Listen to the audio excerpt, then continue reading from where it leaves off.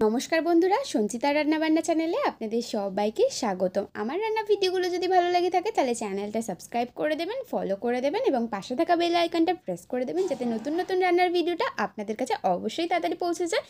তো আমি এখানে বানিয়ে নিয়েছি আলু রোল।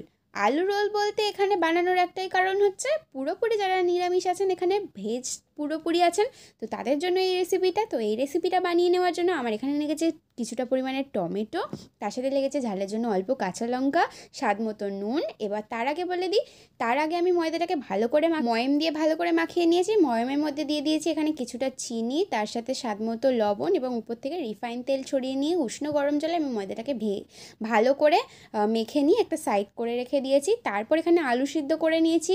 আলু সিদ্ধ এই ছোটো 3টের মতন আলু নিয়েছি। তারপরে সেটাকে কড়ার মধ্যে ফার্স্টে আমি দিয়ে দিয়েছি সর্ষের তেল, তার উপর আমি টমেটো, কাঁচা লঙ্কা সব রকম মশলা দিয়ে সেখানে আমি আলুটা ছেড়ে দিয়ে বেশ আমি কিছুক্ষণ নাড়াচাড়া করে গোলমরিচ ছড়িয়ে দিয়ে আমি ভালো করে নাড়াচাড়া করে নিয়ে একটা জায়গায় তুলে নিয়েছি।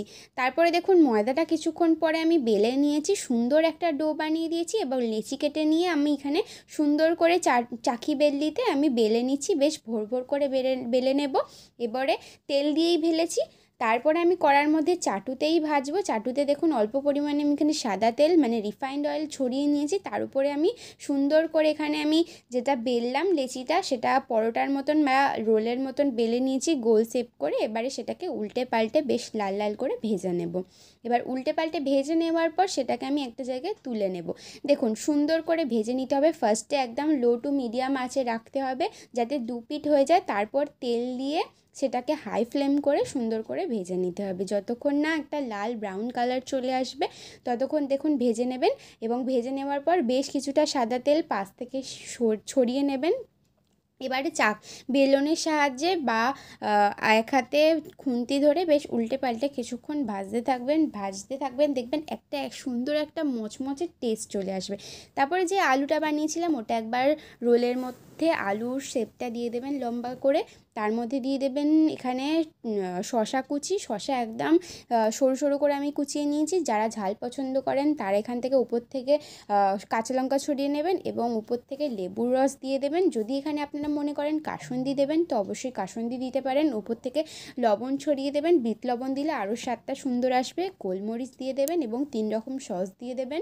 3 রকম সস বলতে টমেটো সস দিয়ে দেবেন, আর দিয়ে দেবেন চিলি সস। আর যদি কেউ কাসুন্দি পছন্দ করেন তাহলে সে কাসুন্দি দিয়ে দেবেন। এবার ভালো করে সুন্দর করে রোলের মতো, যেমন দোকানে রোল মোড়ে সেরকমভাবে সুন্দর করে মুড়ে নেবেন।